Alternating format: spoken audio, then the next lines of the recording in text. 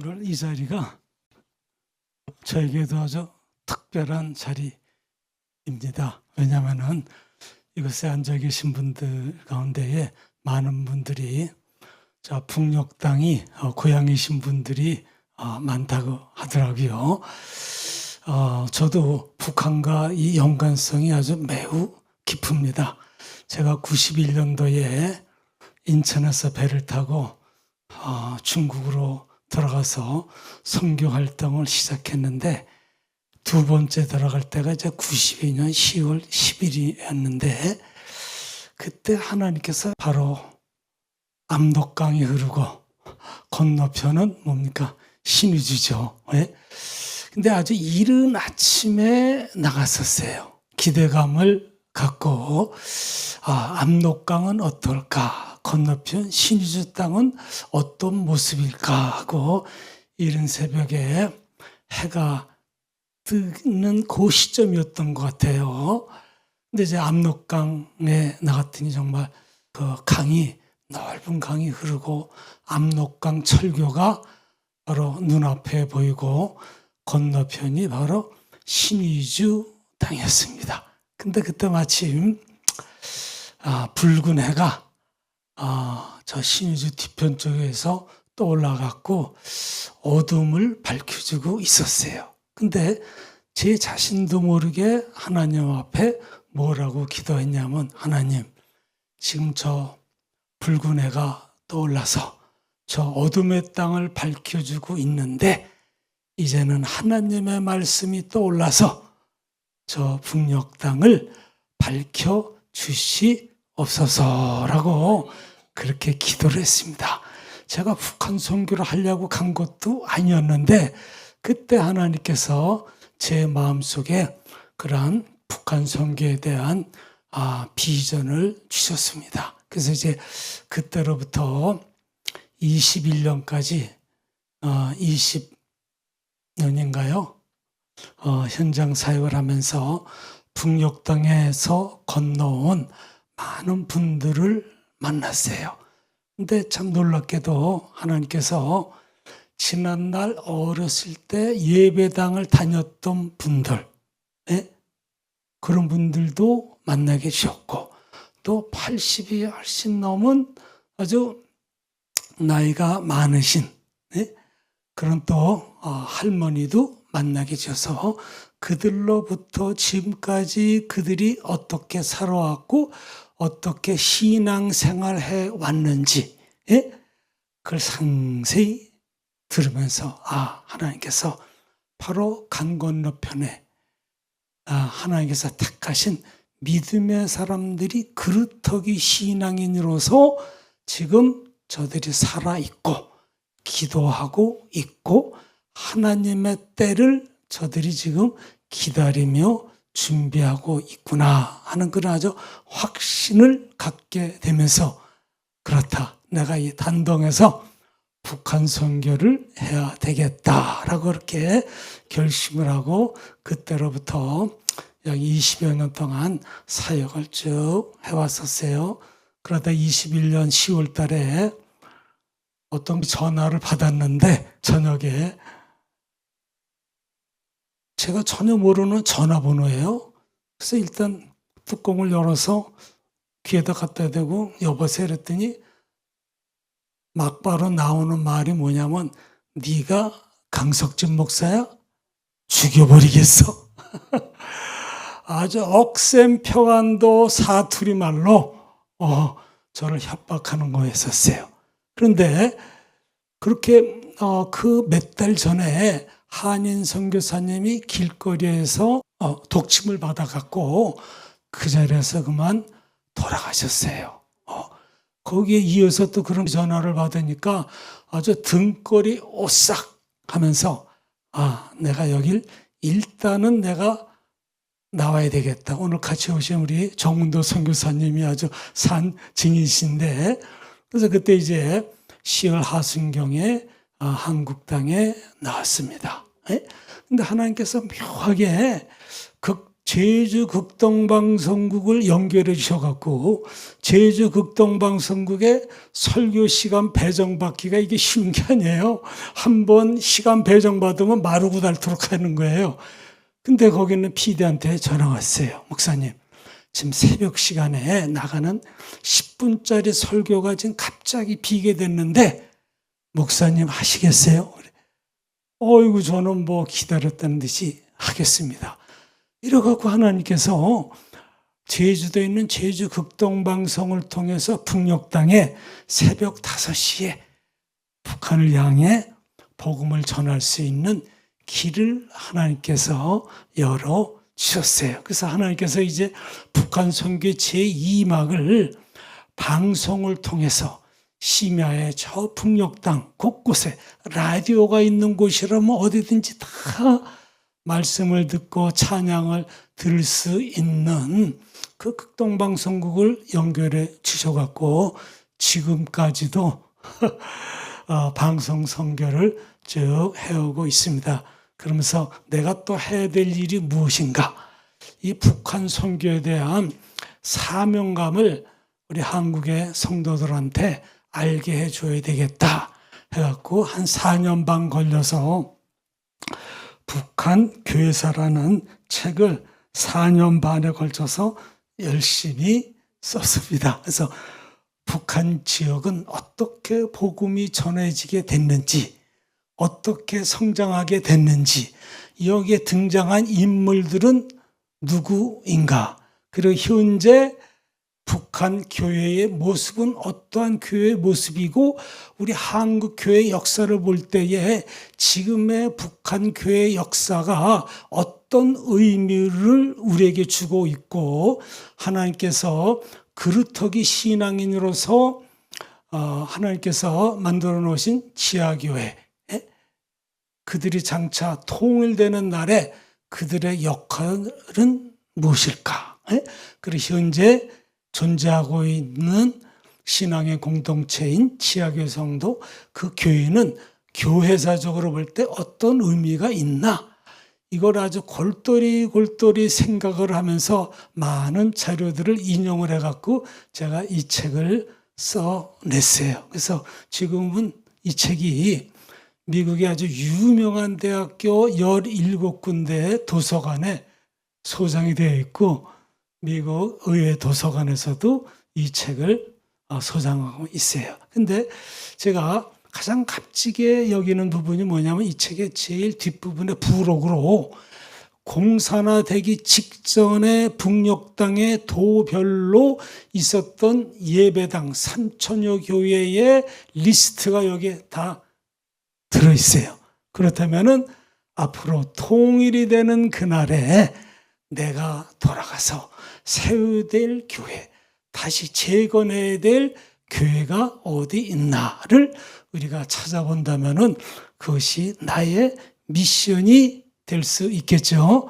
자, 오늘 이 자리에 함께 하신 분들 가운데는 우리 송 목사님처럼 청진에서 오실 분들 있을 때고, 뭐 낮은 선봉, 해산, 무산, 곳곳에 많은 분들이 오셨을 텐데 하나님께서는 공산화되기 전에 3천여 교회들이 있었는데 그만 공산화가 되면서 다 폐쇄당하고 그 가운데 일부 신앙의 정절을 지키고 있는 지하교회 성도들은 은밀하게 목숨을 내걸고 그들은 기도하고 있고 통일의 날을 사모하면서 그날을 위해서 저들은 준비하고 있습니다. 그렇다면은 북한의 교회는 최초로 어떻게 세워졌고 어떤 사람에 의해서 시작이 됐나 하는 그 교회사적인 측면과 또 통사적인 그런 측면을 객관화해서 제가 말씀을 드리는데 저에게 부여된 시간이 많지가 않습니다. 그래서 간략하게 말씀을 드리도록 하겠습니다. 자, 토마스 선교사가 160년 전에 평양 대동강 바로 이 쑥섬이 있는데 그것에 그만 순교를 당했는데, 그것이 아까 영상 자료에 나오는 것처럼 한국 교회의 기초가 되었고, 그것이 바로 발원되는 그런 시점이 되었습니다. 그런데 이 토마스 선교사는 처음부터 영국에서 조선 선교를 위해서 파송받은 선교사가 아니었어요. 그는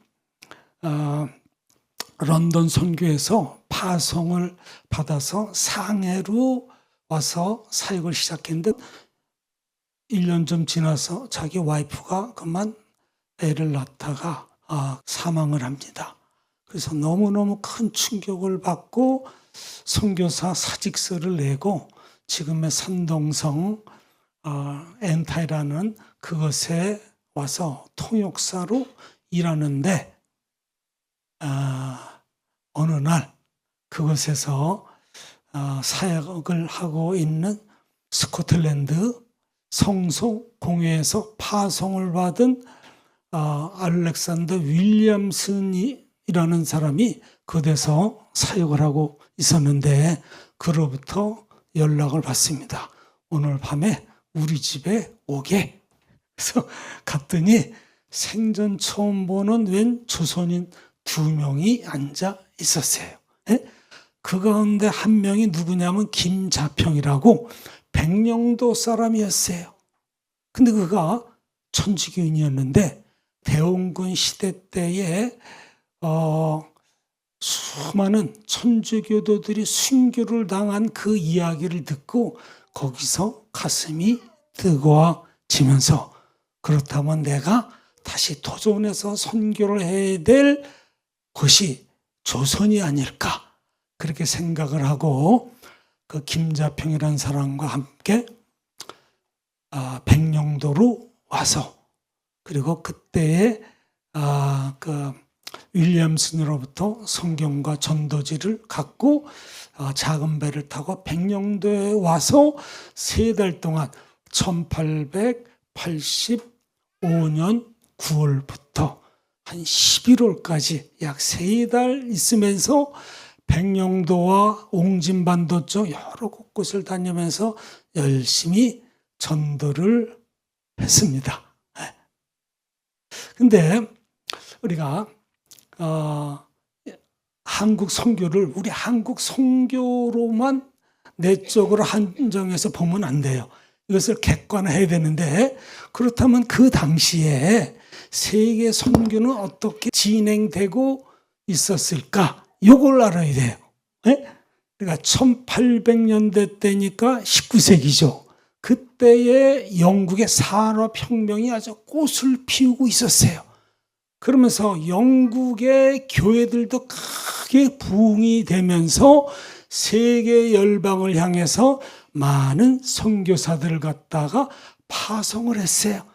그래서 그 시대를, 그러니까 그 시대의 영국 교회들이 세계 선교를 할 때에 뭐라 그랬냐면 영어로 The Great Century of Mission, 선교의 아주 최상의 시대다, 최고의 시대다. 그래서 이제 그 예로서 영국 교회가 세계 열방을 향해서 선교사들을 파송했는데, 그 가운데에 한 명이 아프리카로 나간 데이빗 리빙스턴, 그 다음에 인도로 나간 윌리엄 캐리, 그 사람이 영국에서 최초로 해외 선교를 나간 사람이에요. 윌리엄 캐리 대단한 사람이죠. 그 다음에 중국으로 허드슨 테일러가 또 1850년대 때 나갔고, 그 다음에 또 이제 일본에는 1858년도부터인가 6명의 선교사들이 일본에 들어가고, 일본의 사무라이들, 이 사람들을 갖다 집중적으로 복음을 전하고 제자화 됐는데, 희한하게도 5명은 일본의 군국 시대를 여는 무인들이 다 돼버렸어요. 제2의 사무라이들이 돼버렸어요. 근데 그러면 제일 빠진 나라가 어디예요? 아프리카, 인도, 중국, 일본? 빠진 나라가 어디예요? 조선. 근데 조선은 영국 선교에서 알지도 못했고 안중에도 없었는데 하나님께서 조금 전에 말씀드린 토마스 선교사로 하여금 백령도에서 건너온 천주교도를 만나서 조선 선교에 대한 뜨거운 가슴을 품게 됩니다. 그래서 그가 이제 1885년 9월부터 11월까지 열심히 하다가 아니 내가 이 섬에만 다니면 살 게 아니라 아예 조선의 수도인 한양으로 들어가 내가 복음을 전해야 되겠다. 이렇게 간이 커져갖고 배를 타고 가다가 그만 풍랑을 만나갖고 거의 죽을 뻔했어요. 난파를 당해갖고. 그래서 간신히 중국배에 도움을 받아갖고 요령성으로 와갖고 거기서 베이징으로 들어갔어요. 근데 하나님께서 조선은 매년 동지사라 그래갖고 사신들을 갖다가 청나라에 보내갖고 뭐 선물도 하고 황제한테 아련하고 하는 그런 그 동지사들이 있었는데 토마스 선교사한테 들려오는 얘기가 조선에서 사신들이 지금 어느 어디에 지금 묵고 있다. 그 말을 듣고 그렇다면 내가 그를 한번 만나봐야 되겠다 해갖고 여러 동지사들 가운데 누구를 만났냐 하면은 박규수를 만납니다. 이 박규수는 연암 박지원의 뭡니까? 열하 일기를 쓰는 연암 박지원의 손자가 되는 사람이에요. 박규수 높은 관직에 있었어요. 그래서 이제 베이징에 동지사 사절단으로 왔는데 그 사람을 토마스 선교사가 만나게 돼요. 그러니까 하나님께서는 서울 대신 한양 대신 평양에서 온 동지사 일행 중에 한 명을 만나게 하셔서 평양 선교에 대한 준비를 하나님께서 시키시는 거예요. 근데 그 당시 필담을 했다고 해요.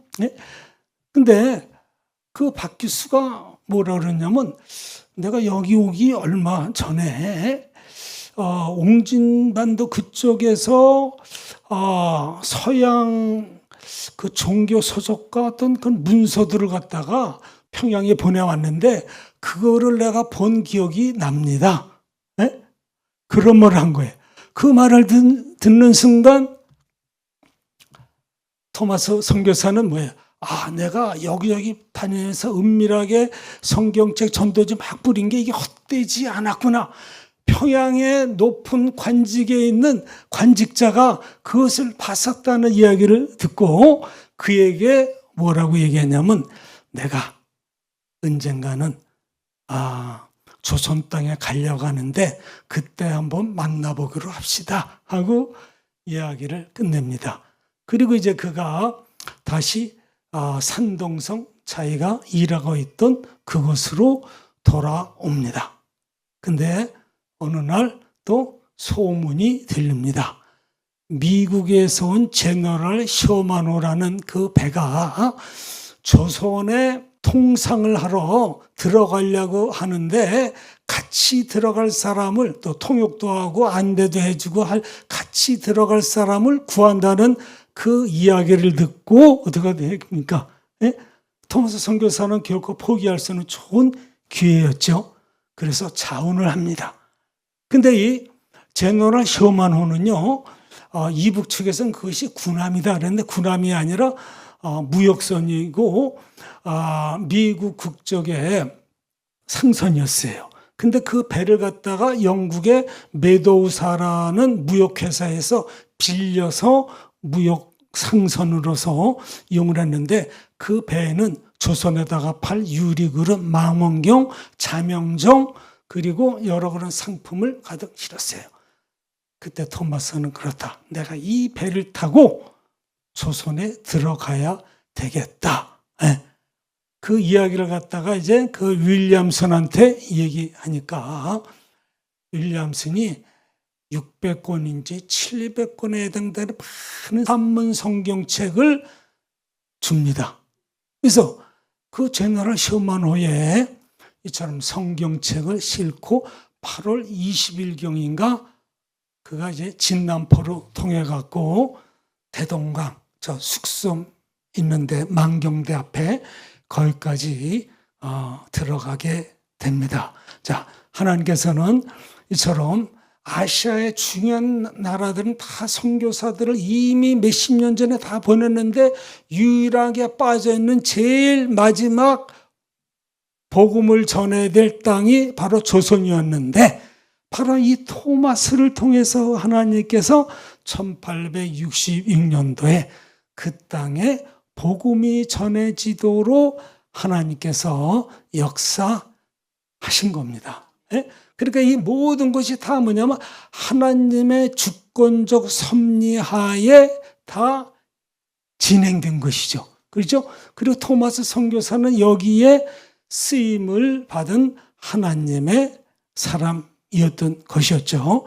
자, 근데 그 당시 대원군이가 지배하고 고종이 12살에 즉위된 지 몇 년 안 됐기 때문에 아버지 대원군이가 다 좌지우지하고 중국이 무너져가고 일본이 변해가고 이런 모습을 보면서 일체 외부와는 통상을 하지 않고 외교관계를 맺지 않는 쇄국 정책을 취하고 그다음에 서양의 종교를 믿는 사람들은 다 처참하게 참수용에 처해 죽임을 당하는 그런 아주 엄혹한 시대였는데 그런 상황이었는데 그럼에도 불구하고 토마스가 왜 몰랐겠어요? 1년 전에 다 얘기 들었었잖아요. 들어가면 어떻게 된다는 것을 그는 알았지만은 들어간 거예요. 그가 이제 다시 런던 선교에 편지를 쓰고 내가 이제 조선으로 복음을 전하러 예수의 사랑을 전하러 내가 들어갑니다 하면서 이제 편지를 썼는데 뭐라고 썼냐면 나는 이번 여행이 조선 선교의 문을 여는 결정적인 계기가 되기를 희망합니다. 내 생명이 위협할 수도 있으나 그리스도의 사랑을 조선 땅에 심기 위하여 기꺼이 떠납니다. 이미 그는 배를 타고 떠날 때 순교의 그런 각오를 가진 것이었습니다. 자, 이 만경대 쪽에 이르렀는데 통상을 하자고 하니까 거절을 당하죠. 그래서 다 돌아가 달라고 처음에는 조선 측에서 이렇게 그냥 순수하게 이렇게 대해줬는데 통상에 응하지 않으니까 그만 대포를 쏴가면서 공포 분위기를 조성을 했던 거였었어요. 그래갖고 군대를 모집을 해서 그 배를 갖다가 격침시키기로 합니다. 그래서 작은 배에다 장작더미 쌓고 거기다 유황을 뿌리고 해서 거기다 불을 붙여갖고 제너럴 쇼마노 배 쪽으로 접근을 시켜서 그 배가 완전히 불타도록. 그때가 이제 9월 4일이나 9월 5일일 텐데 들어갈 때는 장마가 져갖고 강 수위가 높았는데 시간이 지나면서 강 수위가 낮으면서 그만 배 바닥이 모래톱에 턱턱 걸려서 더 이상 움직일 수가 없게 된 거였었어요. 그것을 한 박 교수가 이처럼 화공법을 써서 제너럴 쇼먼을 갖다 다 불에 태워버립니다. 그래서 이제 많은 사람들이 그 제너럴 쇼먼호에 모두 23명이 타고 있었는데 미국인 3명, 선주와 선장과 부선교장, 그 다음에 영국 메도사의 또 사장, 부사장, 그리고 토마스 선교사. 나머지는 말레이시아, 중국, 일본 선원들이었고 그들이 하여튼 뭐 빗발처럼 날아드는 화살, 총, 여기 많은 사람들이 희생을 당합니다. 그때 토마스 선교사도 더 이상 배에 머무를 수가 없어갖고 어떻습니까? 한문 성경을 가슴에 품고 배에서 뛰어내려서 무트로 올라오는데 올라오자마자 바로 붙잡혔어요. 누가 붙잡혀서 끌려갔냐면 박충곤이라는 군인한테 그 사람은 은퇴한 사람이었는데 그 앞에 끌려왔습니다. 그때의 평양 시민들은 아주 흥분된 상태였었어요. 그래서 많은 사람들이 몽둥이에 맞아 죽고 칼에 맞아 죽는데 박충곤이 붙잡혀서 토마스 선교사가 붙잡아서 박충곤 앞에 이러는데 토마스가 박충곤한테 야소를 믿으시오. 그 당시에는 예수가 아니라 야소라고 했대. 야소를 믿으시오 하고 성경책을 건네줬는데 뿌리치고 그만 칼날이 내려치면서 토마스 선교사는 순교를 당하게 됩니다. 근데 희한하게도 이 박충곤이라는 사람이 집으로 돌아갈 때는 이 책이 이게 뭔가 난생 처음 보는 책이고 다 한문이라는데 이게 뭔 책인가 하고 호기심이 나갖고 그 책을 갖고 자기 집으로 안주 평양에서 조금 떨어진 안주 지역인데 그곳에 돌아가갖고 은퇴 군인이었는데 쇼마노를 격침시킨 그 공로가 있다 해갖고 그 안주골에 작은 벼슬을 받게 돼요. 그래서 이제 거기서 그가 은퇴했으니까 뭘 받겠어요? 성경을 열심히 봐겠죠. 자, 그러면 토마스 선교사가 1866년 9월 5일, 이북에서는 9월 2일로 얘기하고 있는데, 근데 9월 5일이 맞는 것 같아요. 근데 그 이후에, 9월 5일 이후에 어떤 사건이 거기에 관련된 토마스 선교사가 순교당한 그 일과 연관된 어떤 일들이 계속 이어져야 되겠죠.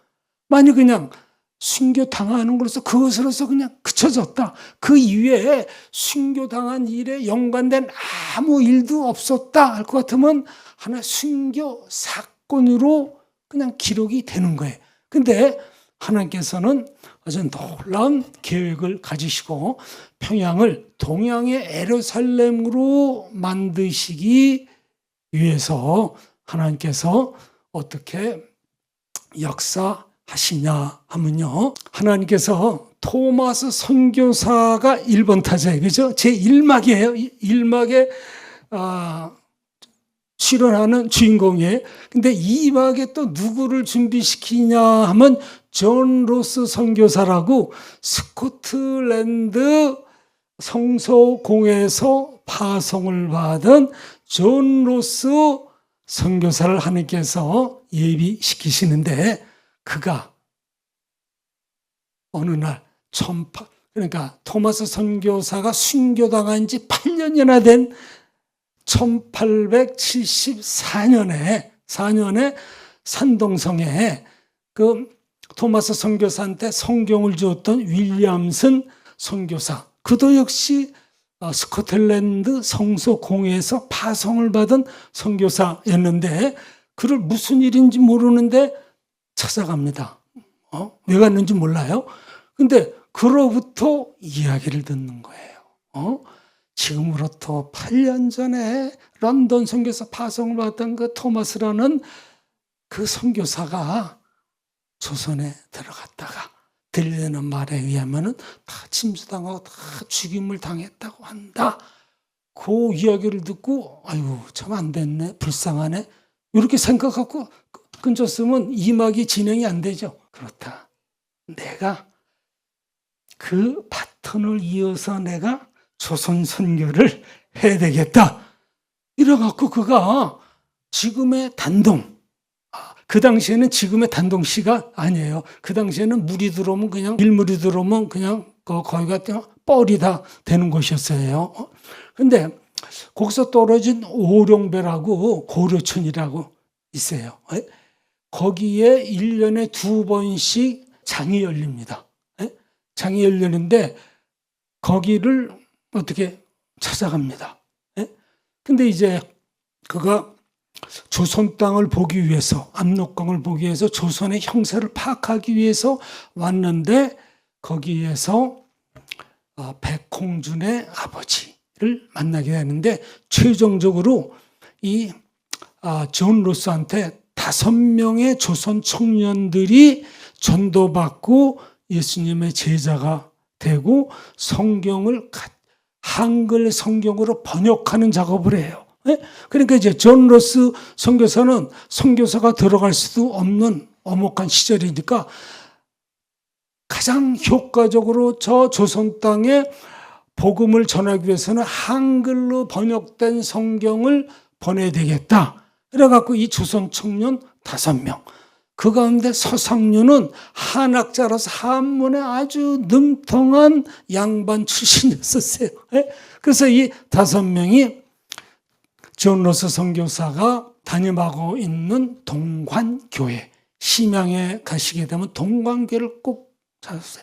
그것에 문광소원을 만들어갖고 조선 청년들 5명과 함께 성경을 번역을 합니다. 그래갖고 그때에 제일 결정적인 큰 공헌을 한 사람이 바로 서상륜이었었어요. 그런데 이제 여러 해를 걸쳐서 마침내 성경을 이제 한글로 처음에는 쪽복음, 누가복음, 그 다음에 뭐 마가복음 그렇게 이제 연차를 두고 계속 번역해 나갔는데 1883년에 이성아라는 청년한테 이제 너희 조국말로 번역이 된 이 성경이 있으니까 네가 이것을 갖고 네 조국 땅에 돌아가서 복음을 전해라. 이래갖고 보찜에 싸갖고 한 250km 이상 되는 것을 갖다 걸어서 어떻게 했습니까? 마침내 압록강가 주막집에 도달을 했습니다. 근데 그 당시 성경은 뭡니까? 금서였죠.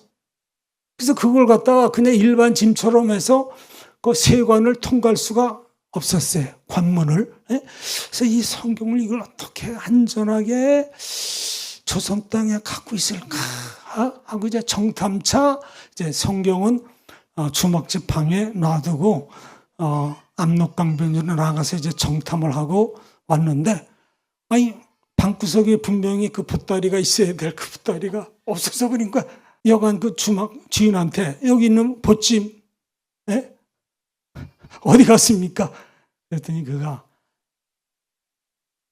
그 책은 위험한 책이라 일부는 압록강에 던져버리고 일부는 불에 태워버렸습니다. 아니 그렇게 그 수십 킬로 되는 그 성경을 지고 그 250km 이상을 왔는데 압록강에 던져지고 불에다 태우니까 얼마나 낙심이 됐겠어요. 그러니 빈몸으로 돌아갈 수가 없는 것이죠. 그래서 다시 존 로스 선교사 희망이 있는 곳으로 돌아가서 자초 지정을 보고를 했습니다. 그랬더니 놀랍게도 이 존 로스 선교사가 뭐라 그랬냐면 성경이 던져진 압록강 물은 조선인들에게 생명수가 될 것이고 성경이 타다 남은 재는 조선 교회가 성장하는 데에 밑거름이 될 것이다 라고 그렇게 예언을 했어요. 근데 정말 그 예언대로 그대로 됐어요. 그래서 그 이후에 이제 볼 것 같으면은 신의주, 의주, 정주, 선천 이쪽에 하여튼 교회들이 수십 개가 세워지게 돼요. 그래서 하나님께서 놀랍도록 이렇게 역사하셨는데 그때에 이제 한글로 번역을 하는데 가장 결정적인 큰 역할을 한 서상윤이도 역시 성경을 갖고 안전하게 마침내 자기 고향인 의주로 돌아와요. 그래갖고 성경을 전하고 전도하고 그러면서 자기들끼리 모여서 또 일종의 교회처럼 예배를 드리기 시작합니다. 근데 그게 오래가지 못했어요. 누가 또 관가에 고소를 해갖고 그만 붙잡혀 들어갔어요. 그게 어떻게 친척되는 어떤 사람을 통해서 야밤에 옥에서 탈출을 시킵니다. 그래서 탈출해갖고 자기 동생 서경조를 데리고 자기 외갓집인 황해도 장영군 솔레라는 작은 마을 55호가 사는 아주 작은 마을인데 그것에 친척집이 있어서 그곳에 와서 1883년 5월 달에 거기에서 5명이, 예? 그러니까 그곳에는 친척 3명보다 5명이 예배를 드립니다. 이것이 이제 조선교회 역사에서 최초로 조선인 기독교인에 의해서 세워진 최초의 한국 교회가 바로 솔레교회예요. 이것은 이제 다른 나라 선교 역사에서는 뭐예요? 찾아볼 수 없는 사례예요. 아니, 선교사가 들어가기 전에 자국인들에 의해서 복음이 전해지고 교회가 세워진 거. 이게 이제 나중에 선교사들한테 알려지면서 선교사들이 어디야 해갖고 솔레까지 찾아와갖고 사진을 찍고 그래갖고 교회사에 볼 것 같으면은 최초로 예배드렸던 다 쓰러져가는 초가집이 사진으로 있어요. 그게 이제 최초의 교회가 됩니다. 토마스 선교사가 대동강에서 순교한 그 사건에 대해서 어느 역사학자가, 교회 역사학자가 뭐랬냐면, 토마스 선교사가 흘린 그 피가 흘러내린 대동강 물은 평양인들에게 생명수가 될 것이다 라고 그렇게 나중에 평가를 했는데, 정말 평양이 동양의 예루살렘으로 되지 않습니까? 그래서 이제 하나님의 일을 하는 사람이 순간적으로 어떤 생각을 하고 말을 하면 이게 성령의 감동에 의해 하나님의 계획인 거예요. 이게 존 로스 선교사가 예언한 대로 그와 같이 그래서 이것이 이제 확산되어 나가죠. 그죠? 압록강을 건너서 복음이 의지 땅에 전해지고, 그래서 그들이 황해도 지역으로 수백 킬로가 떨어진 황해도 지역에 교회를 거기서 세웁니다. 근데 이제 몇 년이 지났는데 그것에 있는 성도들이 우리가 예수를 믿었는데 세례를 받아야 되지 않습니까? 세례를 받아야 되는데 어떻게 해야 됩니까? 근데 이제 서상윤이가 듣기로는 소문에 한성에 미국인 선교사, 목사가 들어와 있다라는 정보를 듣습니다. 그렇다면은 예수를 믿고 세례받기를 원하는 사람들은 함께 한양으로 내려가자. 그래서 모두 14명이 서상윤, 서경조. 이 서경조가 우리나라 최초의 7인 목사 중에 한 명이에요.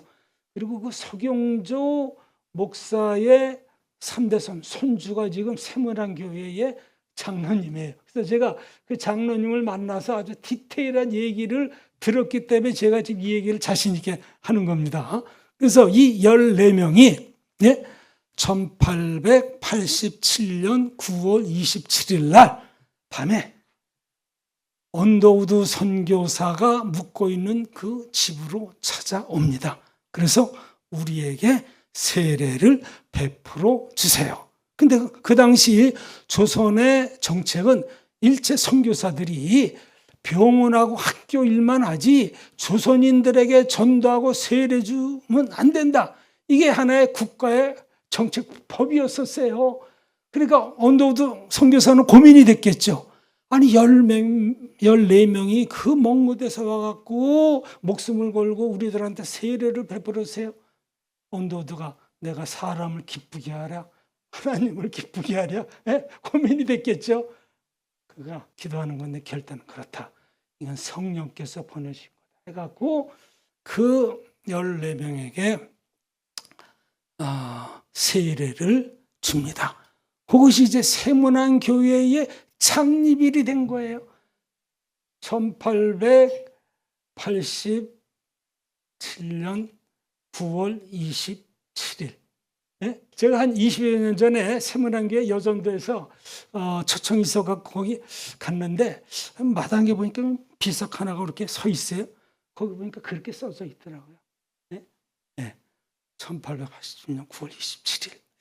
자, 하나님께서는 이처럼 이 작은 무리들을 통해서 북한에도 교회가 세워지게 하시고 하나님께서 참 놀라운 일을 하는데, 자, 제1막에는 토마스 선교사가 등장하고 2막에는 누가 등장했어요? 존 로스. 제3막에는 누가 등장을 하냐면 사무엘 마펫이 등장을 해요. 사무엘 마펫이 언더우드에 의해서 조선에 오게 됐는데 언더우드가 어느 날 부르더니 이 지금 서울하고 경기 지역인 선교사들이 지금 한 40여 명 정도 있어서 당신이 독자적으로 행할 수 있는 선교지가 없는데 지금 이북 지역은 아무도 지금 가서 사역하는 사람이 없으니까 이북 지역을 한번 탐방을 해서 이북 지역의 선교지를 한번 정해봐라. 이래갖고 사무엘 마펫이 8차에 걸쳐서 이북 지역 여러 곳을 다니면서 정탐운동 활동을 하면서 내가 어디에 교회를 세우고 어디에다가 내가 이북 지역의 선교 센터를 세워야 될까? 요것을 갖다가 이제 파악하기 결정하기 위해서 8차례 그렇게 했는데 1893년 5월 달에 그가 이제 평양에 갔는데 거기에 선교사들한테 알려진 여관이 하나 있었어요. 근데 이 여관이 또 아주 기가 막힌 여관이었어요. 네? 토마스 선교사가 한 30여 년 전에 성경을 막 뿌릴 때에 나눠질 때에 11살의 최치량이라는 한 소년이 토마스 선교사한테 성경책 3권을 받아 챙긴 거였었어요. 근데 이제 그 사건이 끝나고 나서 관가에서 명령이 내리기를 그 서양인이 나눠주는 그 책을 다 반납해라. 반납 안 하면 처형된다. 그래갖고 많은 사람들이 어떻게 했어요? 반납하거나 뭐 강해버리거나 했겠죠. 근데 요 최치량은 한 권인지 몇 권을 갖다가 보관한 거예요. 희한하게도. 자, 그럼 이제 관가에 많은 성경책들이 이제 반납이 됐겠죠. 거기에 이제 박영식이라는 주사 한 명이 있었는데 그 사람 앞으로 여러 권의 그 성경책이 이제 반납이 된 거예요. 이게 보니까 한지로 그 당시엔 책 한 권이 아주 비쌌어요. 한 달 봉급에 해당된 정도로. 근데 이제 그 성경책이 한지로 인쇄가 돼 있는 걸 보면서 이게 그냥 불태워버리기 아까우니까 이걸 어디다 써야 되지? 하다가 생각나는 게 요거 도배지로 써야 되겠다. 그래갖고 반납받은 걸 갖다 도배지로 싹 다 천장이고 벽이고 다 발라버린 거예요. 네?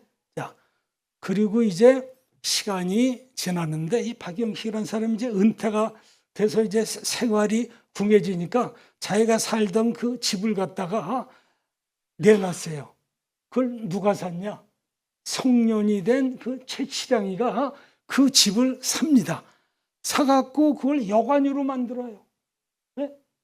그럼 어떻게 됐겠어요? 사무엘 마펫이 평양에 선교기지 정하기 위해서 왔다가 숙박을 해야 되잖아요. 그 여관에 들어간 거예요. 그 여관에 들어가서 보니까 한문으로 된 뭐예요? 성경이 보고 이게 어떻게 된 거지? 그럼 최치량을 불렀겠죠.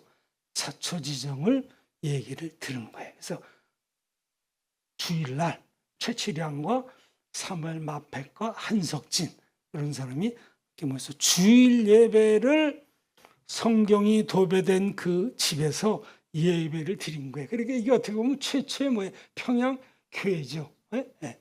이 사무엘 마펫이 평양에 왔을 때에 평양에서 제일 큰 문이 동관문이에요. 모두 문이 6개가 있는데 동대문, 서대문 이런 거죠. 동관문이 있는데 거기 왜 쇠사슬에 앵커가 달려있는 쇠사슬이 그 동관문 그 기둥에 감겨 있는 걸 본 거예요. 저게 뭐지? 그러니까 이제 평양 사람한테 물어봤겠지, 이제 한석진이가.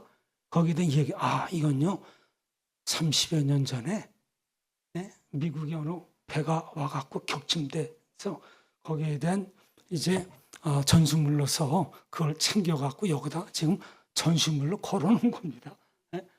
그러면 그 이야기를 더 디테일하게 들었겠죠. 지난날 이 평양에 토마스라는 선교사가 들어와서 순교를 당했구나. 그래서 이제 이 사무엘 마펫 선교사가 그 다음에 1894년 1월 7일 날 23명이 모여갖고 거기서 열 몇 명을 세례를 주고 하면서 정식으로 예배를 드립니다. 그게 이제 최초의 평양에 세워진 널다리골 교회입니다. 그래서 이제 1897년 그로부터 2년이 지나갔고 어느 날 70대의 웬 노인이 사무엘 마펫을 찾아온 거예요. 손에는 뭐가 들려 있었겠어요? 박충건이가 이제 은퇴하고 70 넘은 그 나이에 소문에 듣기로 평양 대동문 그 근처에 예배당이 세워졌다 하는 소식을 듣고 거기까지 찾아온 거였어요. 안주해서. 지난날 10여 년 전에 있었던 이야기를 다 들었겠죠. 그리고 놀랍게도 그 박충건이가 예수님을 영접하고 세례를 받고 나중에 장로가 되고 그리고 그 교회의 영수가 됩니다. 그리고 이제 그 교회가 크게 부흥이 돼갖고 6년 후에 1903년도에 평양의 제일 중심지인 장대제로 옮깁니다. 땅을 크게 많이 사뒀는데 거기에 기역자형의 큰 예배당을 져요. 그 교회 이름이 장대현 교회입니다. 1903년도에 재밌는 얘기 참 많은데 그래서 이제 1907년 1월 2일부터 15일까지 사경회가 열립니다. 그때의 마지막 날 14일 날 성령이 강력하게 임하면서 길선주 장로부터 해서 회개 기도를 하면서 그 회개가 본물이 터지면서 온 성도들이 내가 이러이러한 죄를 지었습니다 해갖고 이게 성령 대부흥운동이 일어나기 시작해요. 그럼 이제 그 당시에는 그러니까 1907년 1월 달 그때는 1901년에 평양신학교가 세워졌는데 그때 7명이 신학을 공부해서 1907년 1월 달에는 길선주 목사가 아니라 장로였었어요. 그러다가 이제 6월 달에 7년 만에 졸업을 합니다. 졸업을 하고 6월 달에 졸업을 하고 이제 9월 달에 9월 17일, 18일 날 목사 안수를 받아요. 한석진, 이기풍, 길선주 모두 7명이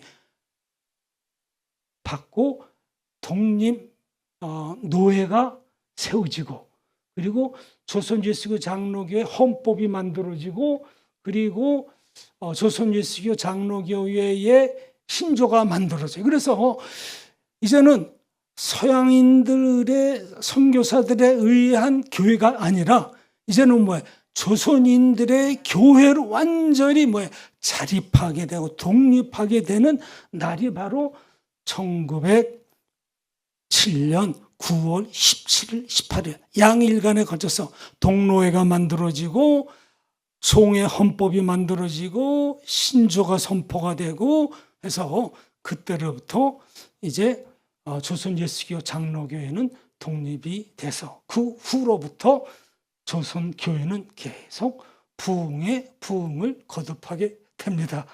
나머지 이야기는 또 시간이 되면 하기라고요. 이만 마치겠습니다. 네, 감사합니다.